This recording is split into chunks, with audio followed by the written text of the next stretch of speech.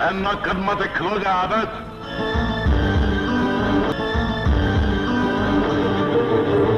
ते साडे सवाल दा जवाब दे, तू साडे पिछे क्यों आया?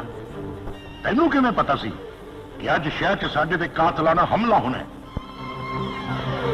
और सवालों का मेरे को कोई जवाब नहीं सकिया।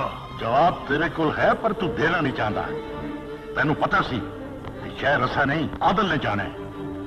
ते कत्ल की साजिशों के खिलाफ सी, जिस साजिश तू बराबर दा शरीक है। साजिश कमजोर कर देने शाहजोर नहीं, नाले मैं शरीक नू जदों भी मारांगा ते हथी मारांगा ते गज वज के मारांगा।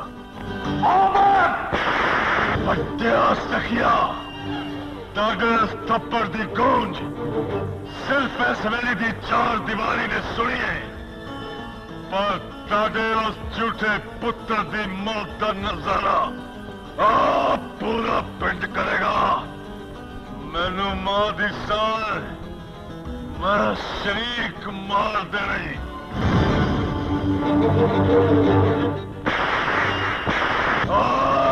तेरी चपेड़ा नालों मैं नहीं मरना वधिया सकिया।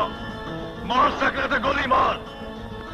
और मैनू तेरी साई मैं शरीक मार देना ही वधिया सकिया। और मैं शरीक मार देना ही। तू मार देना है ते मैं मर नहीं देना। बस कर दियो, बस कर दियो। मैं कहनी हुणे जाना ही मार दियोगे। जवान पुत्र की बर्दाश्त है, इन्ना इम्तिहान नहीं लेता। ते तुसी दोवें मां पुत्र जदों चाहो साडी बर्दाश्त का इम्तिहान लेंदे रहो।